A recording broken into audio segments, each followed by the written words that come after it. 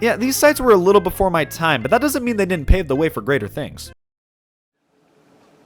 They didn't. Now, if Friendster was wheat and MySpace was the bread made from the wheat, Facebook is a delicious roast beef sandwich. Side note, I found the roast beef in the back of my fridge. It might be expired, but I don't waste food. Facebook was one of the first social media platforms that I ever heard of and witnessed people actively using. I remember my dad was really into it when I was a kid. He'd be locked into checking his Facebook feed while I was out playing in the street. But I can't blame him. Facebook was a phenomenon back in the day. The idea you could connect with anyone and everyone that had a profile, all on a medium with such a sleek and appealing user interface, everyone wanted to join the party. Wow, this is fucking awesome! At a time when virtually connecting with people was seldom heard of outside of email, Facebook was a revolution. Nowadays it's like, oh, you still use Facebook? The breakup's been that rough on you, huh? For a while there, I would say Facebook was the definitive social media platform. Hell, you could even argue it still is. It just resonated with so many people. You make an account, post anything you want, make friends, see what your friends are posting, waste your time, feel self-conscious. It was perfect. It just made sense.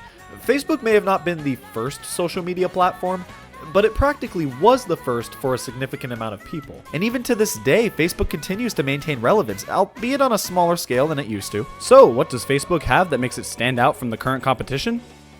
Well, the letter F for one. Take that, Friendster! Beginning with its inception in 2004, every Facebook user was given their own page, previously known as a wall, where they could post their innermost thoughts and secrets. Like I can't already do that with this one. Nowadays, this is known as a timeline, but it essentially serves the same purpose. A stream of content displayed on your own personal profile, which includes all of your previous posts. Your Facebook friends can also post messages to your profile that you or anyone else that you're friends with can see, and dear God, human beings were not meant to have this much power. Facebook also does a pretty decent job at organizing every user's profile in a logical way, separating posts, photos, friends lists, general personal info, etc. Because if I'm gonna post my social security number, it better be separate from the pictures of my cat. I'm kidding. I don't have a cat. Facebook also has a plethora of other features separate from the main social media aspects of the website. One of my favorite features of Facebook has always been the games. You see, Facebook has a bunch of games that are embedded into the website, and because of this, you can easily play them with or against any of your friends. This is a wonderful idea, and is a big reason why a lot of these games got so much attention with the casual crowd.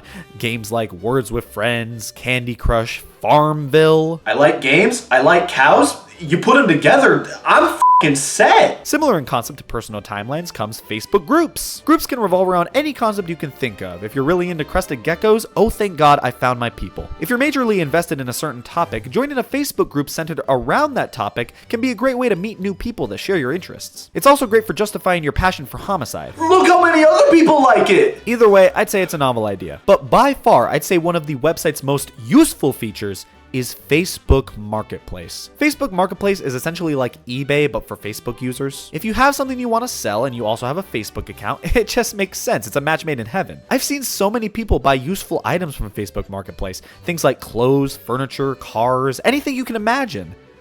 Anything. It can be a great resource for selling things locally, and it's something I can genuinely say that being integrated into Facebook helps benefit the experience. Getting in contact with people through apps meant for reselling things can be a pain, but with Facebook Marketplace, it's seamlessly combined with Facebook's already established Messenger app. I'd say those are the main features that make Facebook stand out. It seems like a pretty great service, right? Alright, listen, Facebook was never really my thing. I think by the time I actually made an account in 2015, Facebook had been around for so long that it had kind of lost its luster. There were also a ton of other social media apps that had popped up by then, many of which were a lot more popular with my age demographic. Yeah, it does seem like Facebook resonates a lot more with the older generation, and it's understandable why. I mean, a lot of these people joined around the time of the platform's conception and have stayed pretty faithful to it throughout its life. But that doesn't mean I never see younger people use it. I see way more people around my age use it than I would think. Though I feel like opening Facebook is more like a nervous tick for them. Let's be honest here, if you're under 30 and still have Facebook, the main reason you probably keep it downloaded is to keep track of your friends and family members' birthdays. I do see the value in Facebook as a platform.